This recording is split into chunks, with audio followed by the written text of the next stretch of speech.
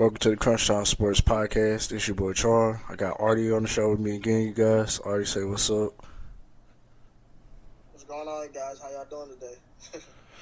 Yeah, I got Arti on the show with me today. Today is February 24th, Friday.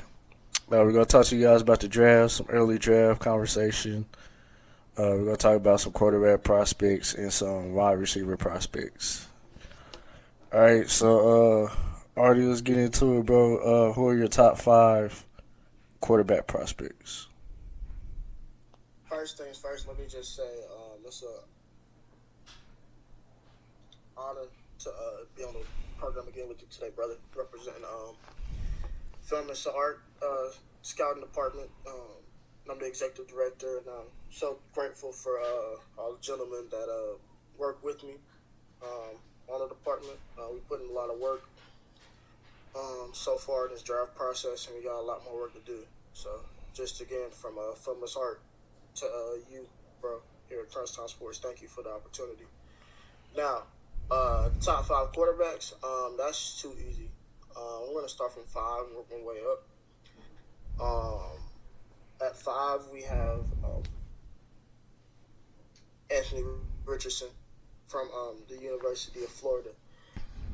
He's number five for me. Now, the department has him at number four. So, as a collective, as a department, we have him as number four. But I have him at number five because I just don't trust the kid. You know, he's 6'4", he's 230 pounds, he's got a rocket launcher for an arm. But that's it. That's it. Like, yes, he's a great athlete, but everybody's a good athlete. You know what I'm saying? He's a quarterback that only completed 54% of his passes in college in his 1 year starting. That's horrible. His passing mechanics are inconsistent at best. His accuracy is average at best. His processing, his situational awareness, he's just not ready to play NFL quarterback today. 2 years from now, okay, we might have a potential superstar in our hands. We might have somebody that could come in and start for you and win you some games and maybe do something for you. But right now, Anthony Richardson is not ready to play NFL quarterback. And the only reason he's even in my top five is because he's 6'4", 230 pounds. Yeah, he has the size. He has the prototypical size. I have a question for you. I saw an article. Somebody, it was an NFL executive or somebody, a scout or somebody. They compared him. They say he's a cross between Cam Newton and Justin Fields. Do you believe that's true, or what would your comparison be for him? So that's a fair comp. My comp would actually just be Cam Newton. But, and again, I want the listeners to understand this. You can appreciate Anthony Richardson's ability to move and his big arm and his huge frame and still be critical of the fact that this man literally cannot read defenses. College defenses. College.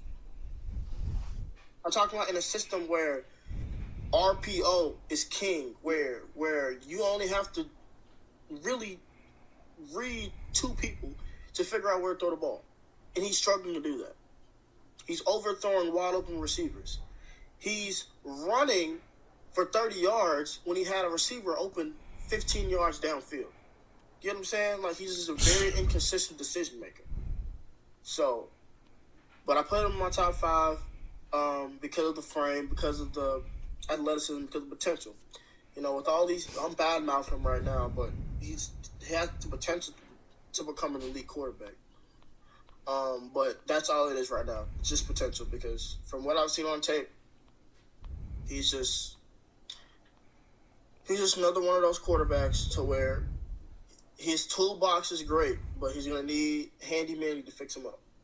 So, moving on, number four, a less controversial, less polarizing quarterback prospect. We have Hendon Hooker from the University of Tennessee. He is 6'3", part of the Senior Bowl. He went to Senior Bowl and got his measurements done there, so he's a true 6'3". He was listed as 6'4" at Tennessee, so 6'3" is just for the context or whatever.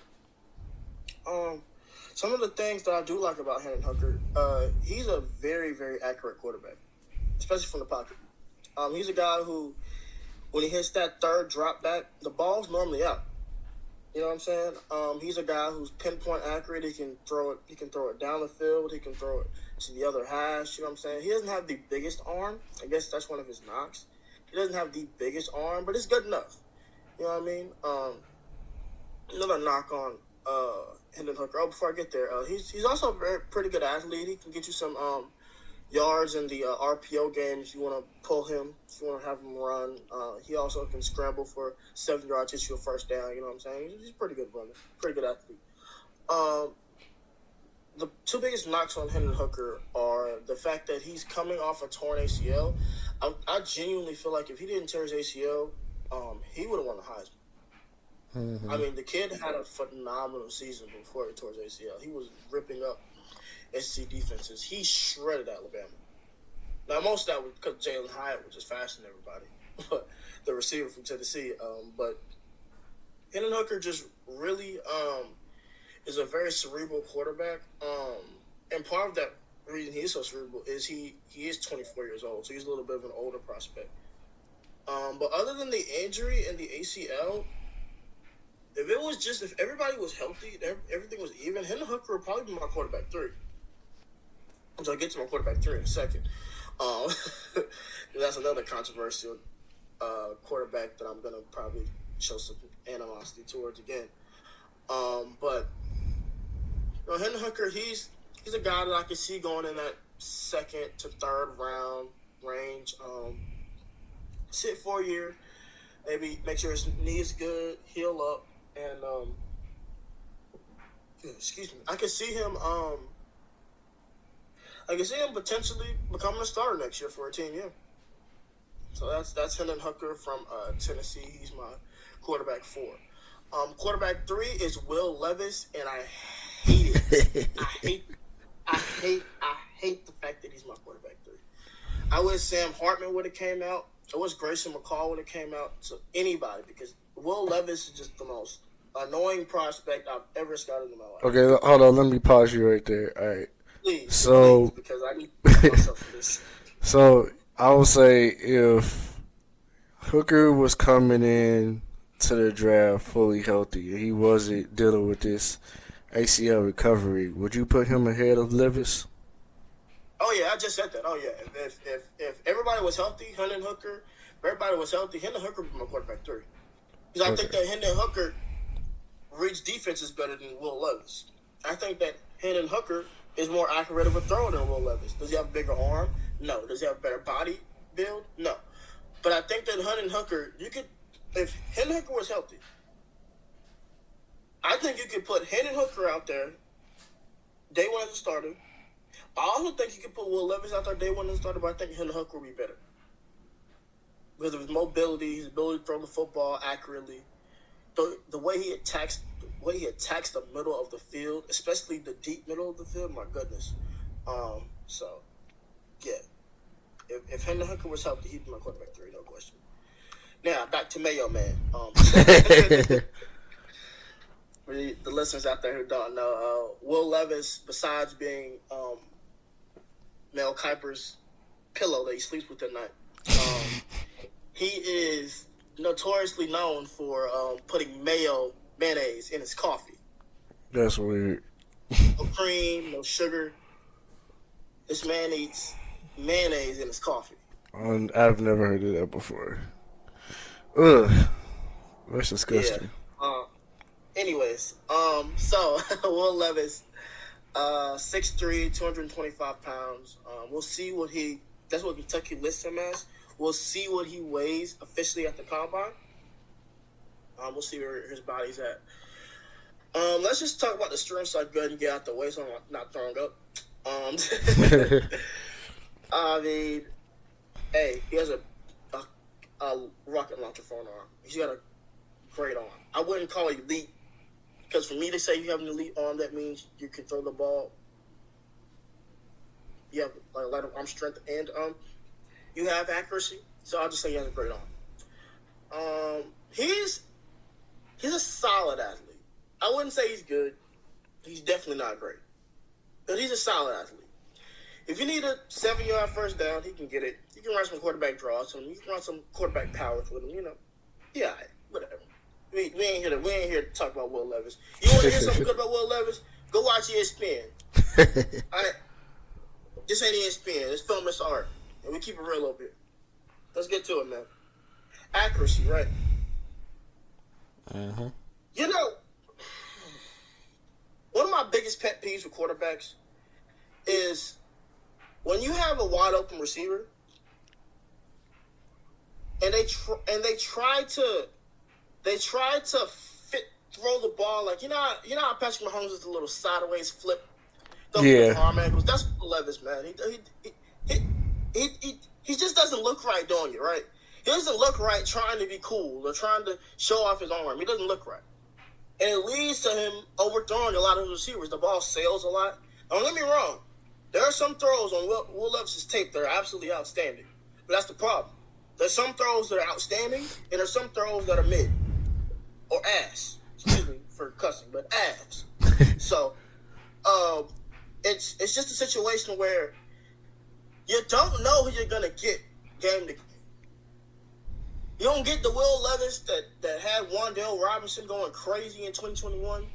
Or you're going to get the Will Levis who in 2022 was one of the worst quarterbacks in the SEC. You know what I'm saying? He's very inconsistent. His pocket presence, he's very much Carson Wentz-like with that deer in headlights. I was just about to give you the Carson Wentz comparison for him. Bro, it's too eerily similar, bro. Too eerily similar. That is his comp. So when you mentioned the sidearm throws, like him trying to be cool, I was like, yeah, that's Carson Wentz. Yeah, bro, and then he holds on to the ball too long in the pocket. I mean, there are times where he'll just take a sack because he's holding on to the ball so long instead of getting out of the pocket and throwing it away. Just like Carson Wentz. You know what I'm saying?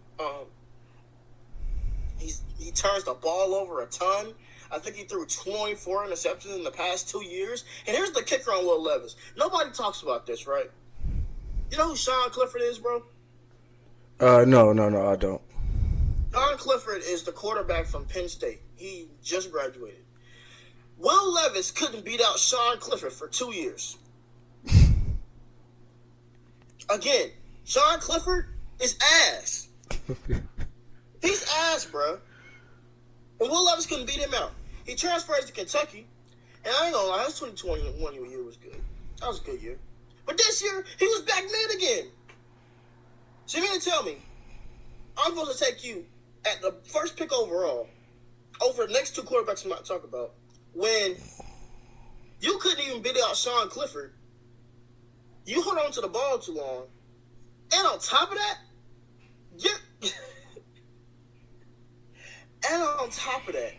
you're not even good at reading defenses. Like, there'll be somebody wide open.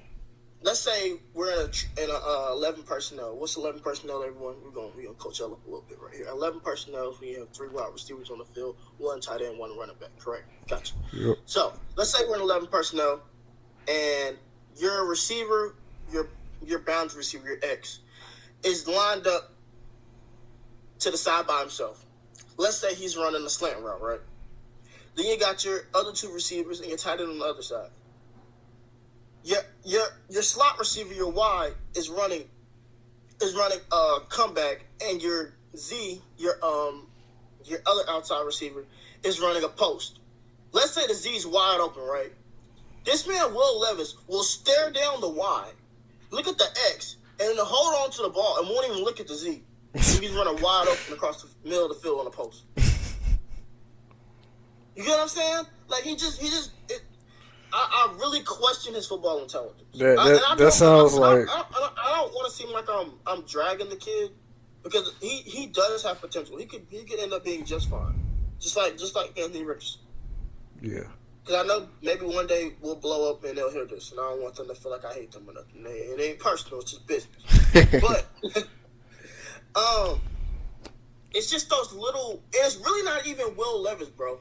It's the people like Mel Kiper, like Phil Simms, these guys who gas up these, and I don't want to bring race into it, but I have to for Will Levis. These big, strong white quarterbacks, instead of giving the respect and the praise that deserve to the next two quarterbacks I'm going to talk about. So that's all I need to know on Will Levis, and I promise the next two quarterbacks I'm about to talk about is going to be very less. You're going to hear a less stressed Artie. Yeah, it sounds like Levis, he has some confidence issues. Yeah, bro. So, I mean, when you can't beat out Sean Clifford, I mean, I would have. I mean, I want you to understand, bro, and I know you don't know who he is. Sean Clifford is a quarterback that barely completes like 60% of his passes. Like, he's bad. He's college bad. You know what I'm saying? Like, he's bad. And Will Levis couldn't beat him out, bro. 2 years. He had to transfer to Kentucky, wait a year, and then he played. Man, Like, that's sad. bro. That is sad.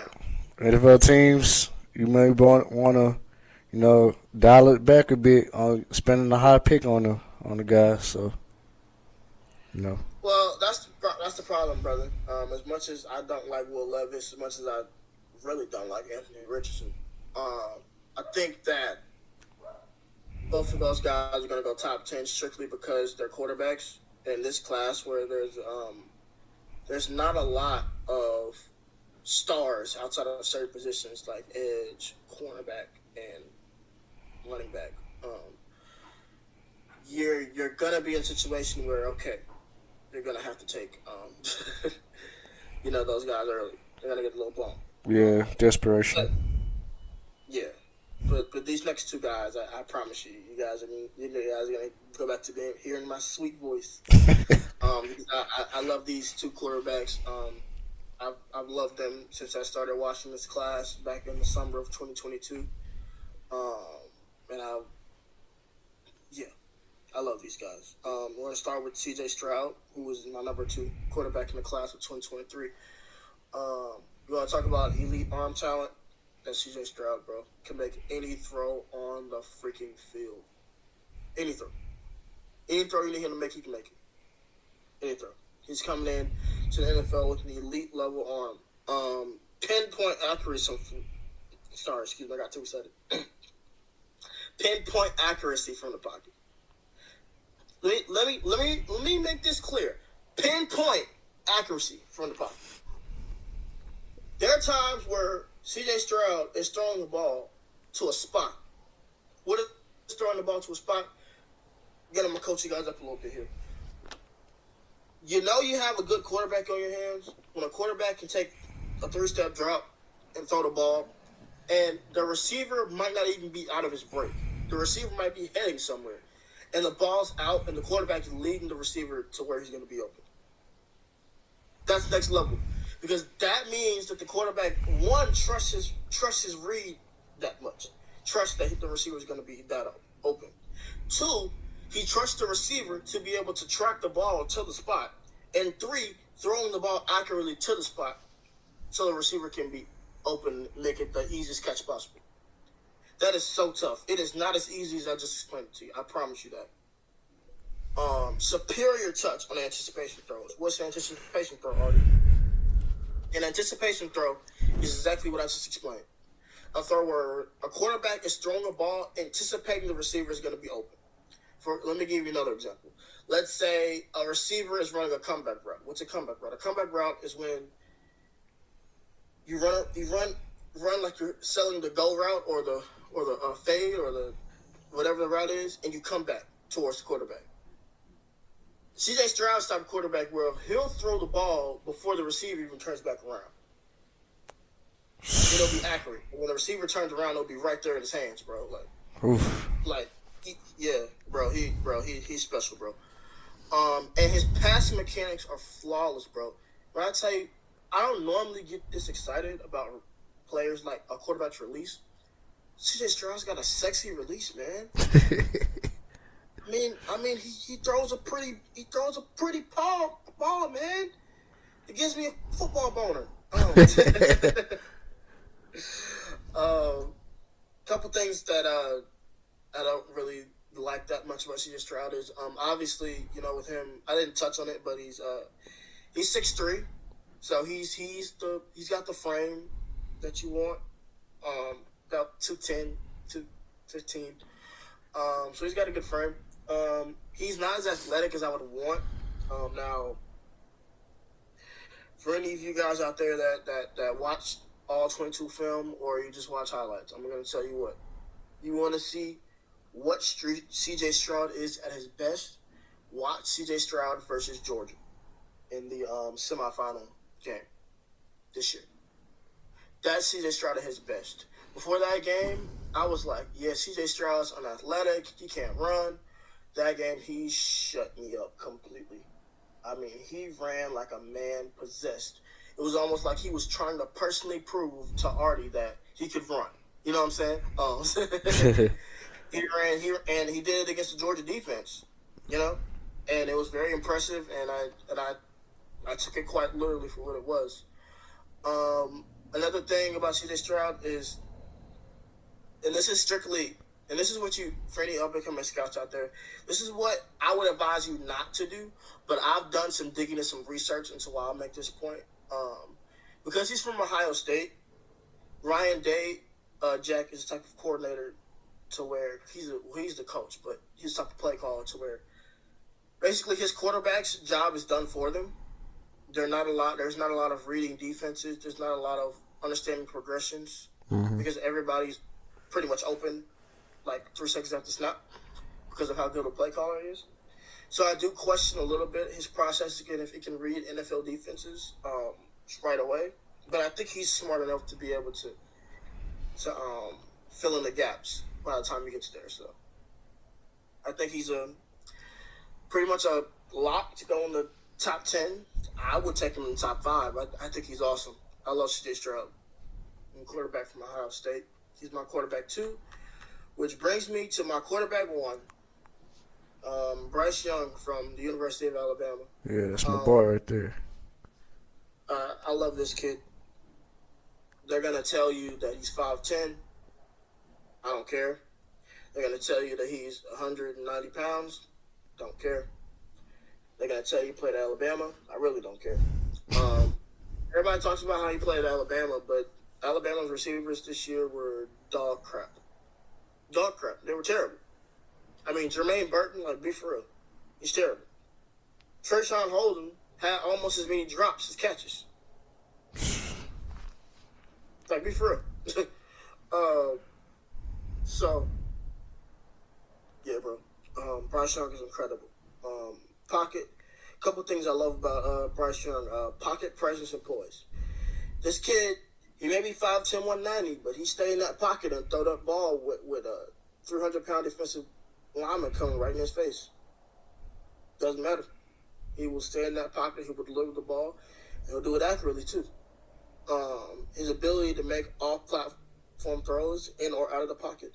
The dude is a wizard, man. When you want to talk about throwing from different arm angles, you want to talk about being able to throw the ball anywhere on the field, you want to talk about being able to create in madness. I've seen this man, Bryce Young, make some plays that I don't think Patrick Mahomes can make. I want that to be clear. I've seen Bryce Young make some plays that only Patrick Mahomes can make. And he's 5'10". So it's saying a lot. You can use that 5'10" if you want to, but it don't matter to me. He has an elite arm talent, strength, and accuracy. When it comes to the arm, he's got the best, in my opinion, he's got the best overall arm talent in the class. Now, if you want to get real technical with it, you know what I'm saying? He don't got the strongest arm, He don't got the, he's not as accurate as Stroud, but when you put it all together, when you put the arm strength with the arm talent is the ability to make all throws all over the field. When you combine that with the accuracy, he's got the best arm in the class because he can do it all, you know what I'm saying? Like Bryce Young, you know what I mean? But seriously though, I think the only problem with Bryce Young is literally his height. gains of weight. But like I said, that doesn't mean anything to me. So there's nothing wrong with Bryce Young. I'm a firm believer that if Chicago doesn't trade out at 1, I think he's on his way to Houston. Um, I think the kid is going to be a perennial Pro Bowler, get a couple All Pros, and who knows, he might win a Super Bowl. So I mean, I think he's a great quarterback, man. I think he's going to be exactly what a franchise needs. So yeah, bro, that's my top 5. All right. I pretty much agree with you on your top 5. I'm not. I haven't been studying these guys as deeply as you have, but I've seen a few of their clips and highlights, and I'm very impressed with Bryce Young, C.J. Stroud. I think they're going to be successful translating over to the NFL. Um, I think Hendon Hooker, he's going to be a good feel-good story. I think once he's fully healed from this ACL injury, and whoever decides to draft him, if he's in a good situation, I can see him thriving in the NFL. And Levis, I don't know. I don't know too much about him, and then Richardson, I don't know too much about him as either. But this is a solid group of quarterbacks in this year's draft. Um, but you already mentioned your fit for Bryce Young, so we're gonna talk about these other 4 quarterbacks. We'll give you guys our best fits for those quarterbacks, and then we're gonna see who's a surprise team that can move up in the draft to grab one of these guys, and then we'll finish this episode. Let me go to Tankathon real quick. I want to make sure I have the draft order correct. Give me one Yeah, second. that's why Okay. I already looked it up too So on yeah, NFL.com. so I just told you guys how I think that Houston is gonna pick Bryce Young. Like, sorry, spoiler alert, but they're gonna pick Bryce Young unless somebody trades up to 1 with Chicago. I think C.J. Stroud is a quarterback that can fit a couple places. I think he could really, really fit in Indianapolis. Yeah, that's what I was thinking too. With Michael Pittman there, Paris Campbell's a free agent, but they have another receiver. I can't think of his name right now. Not Alec Pierce. Jonathan Taylor. No. Alec Pierce, right. Yeah. Thank you, brother. Alec Pierce, Jonathan Taylor in the backfield, a monster. Mm-hmm. Uh,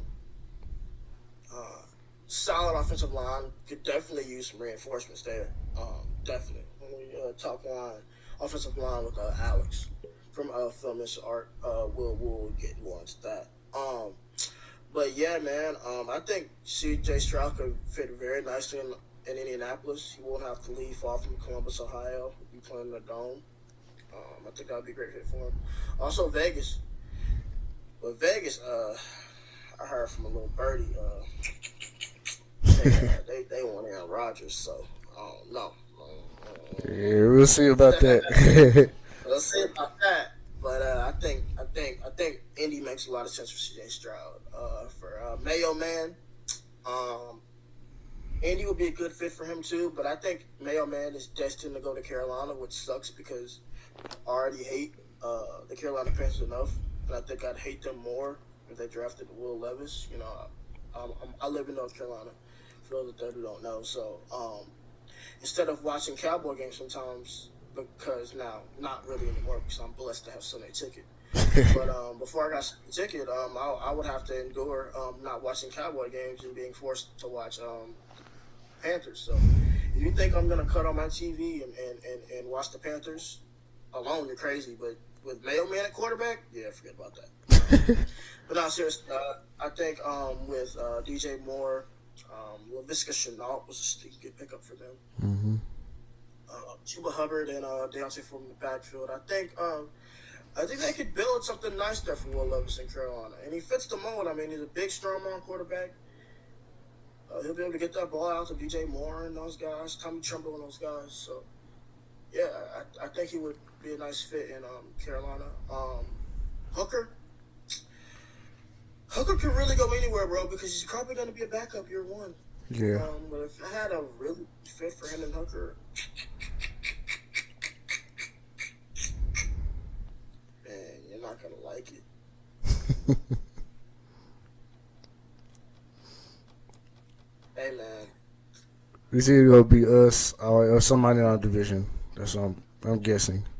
Yeah, if I'm the New York Giants and Hendon Hooker gets, for some odd reason, gets to 26, he'll probably get to 26 because of his injury. I just remembered that. If I'm the Giants and I'm wiped out at 26, I would take Hendon Hooker, bro. I think Daniel Jones had a very nice storybook season last year, despite having no receiver help, which they're gonna have to fix. But even if it's not at 26, even if you get him in the second round, I think that Hendon Hooker would be a nice quarterback in New York. As far as Anthony Richardson, I don't really care where he goes. No, I'm just kidding. I can see him fitting in Seattle, Mm-hmm. definitely Detroit, Mm-hmm. and thinking another good fit would be Atlanta. But the problem with Atlanta is you just took quarterback in Desmond Ritter. Now he's mid, but Yeah. I could definitely see Anthony Richardson on one of those teams, and another just a thought. I could also see him fitting in New England. Mac Jones is not promised. He's not sold anybody. He's a franchise quarterback. So, yeah, man. Those are some fits for the quarterbacks in this class. So I noticed a team that you didn't mention that are having quarterback issues are the Saints. Mm-hmm. Now, is it possible you could see maybe Richardson or a Hooker going to the Saints or them drafting them? There's a quarterback that I didn't talk about in my top five that I can see the Saints picking. You want to Okay. know about him? Yeah. Pull up his report real quick. His name is Tanner McKee. He's from Stanford. Now Tanner McKee. Let me make this clear. I was actually going to ask you about him because I had looked him up. I was like, I never heard of this dude before, but Tanner McKee is 6'6", bro. mm, So he's an oak tree at quarterback. Elite size for the position. You know what I'm saying? yep. Um, he's got that gunslinger in him. He makes quick decisions. When he sees somebody open, goes through his progressions quickly. Makes quick decisions. He played the pro style offense at Stanford with David Shaw, so he knows how to run an NFL offense already. Yeah. And the only really knocks on him, besides his injury history, which is pretty lengthy, a team should definitely give him a thorough medical check at the combine next week. But he's not as athletic as you want.